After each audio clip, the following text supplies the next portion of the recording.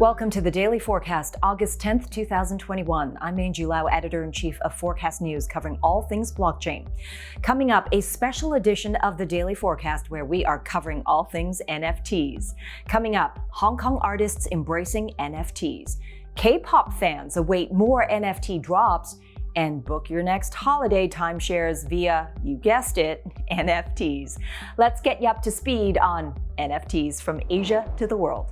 NFTs, or Non Fungible Tokens. Love them or hate them, they apparently aren't going anywhere. Despite speculation that the market is cooling, recent numbers beg to differ. The non-fungible token marketplace OpenSea's July transaction volume reached a new high of almost $325 million US. That's a 118% increase from June's historic high.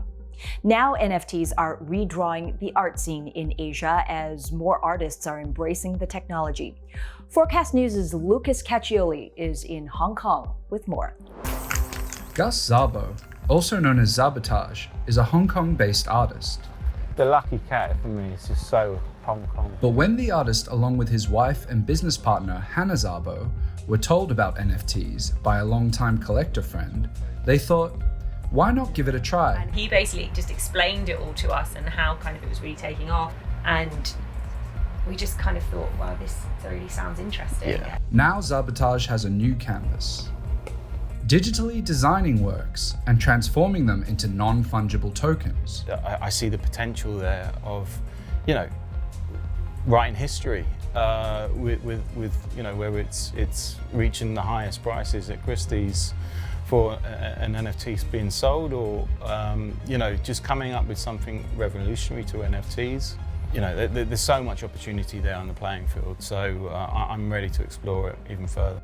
Exploring it further while creating new business opportunities. Like his traditional canvas works, a Szabotage NFT will tell a story and be sold for a price. If you can get some sort of emotion from a physical piece of artwork or an NFT piece of artwork, digital artwork, then that's worth its weight. It's how much value you see in that. The real value may not be in the actual artwork though, rather in the token that connects your name with the artist's work on the blockchain.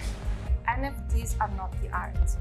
NFTs are the certificate of authenticity of that piece. Valentina Loffredo is a visual artist who has been based in Hong Kong for 15 years. Loffredo's works consist mostly of photography, but she's been experimenting with other media. She first learnt of NFTs on the popular social media app Clubhouse. The part about blockchain was very fascinating, really exciting to kind of experience this moment where there is this disruptive technology that can change the world. Her knowledge on the subject grew, and soon after, she began experimenting with the technology.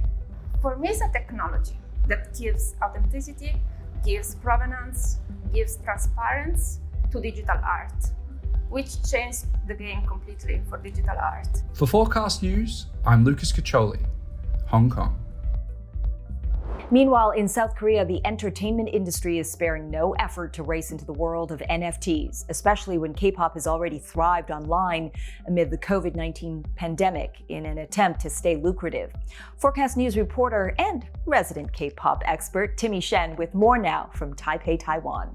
When it comes to merchandise, K-pop fans will buy just about anything from t-shirts to photo cards. They're so invested into the success of these groups that they follow that they're willing to really pay a lot of money on merchandise. NFTs seem the natural choice for the industry indeed. JYP Entertainment, one of South Korea's top entertainment conglomerates, which saw a drop of 7% in its total revenue last year, recently unveiled a plan to partner with blockchain company Dunami to set up an NFT platform dedicated to K-pop. This after Brave Girls teamed up with Upbit to release limited edition NFTs just in time for their comeback in June. NFTs are definitely going to be in K-pop in the future. I can see it already. There could be a long way to go, however, as some fans told Forecast News they still prefer items they can hold. For Forecast News, I'm Timmy Shan, Taipei, Taiwan. And finally, NFTs aren't just for investing in art or music. You can even use them to invest in holiday resorts.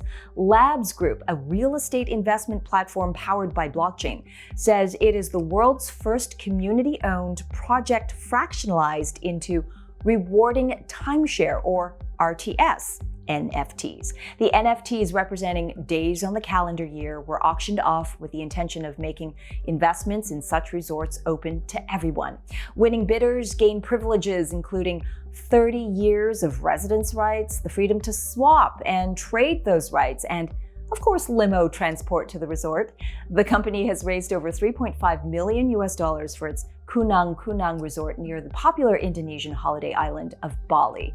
It's due to open in February next year. l.a.b.s Group says it is also looking to offer similar projects around Asia, including Thailand, Cambodia, and Japan. So there you go. NFTs are not just for art. I'm off to find my sunscreen.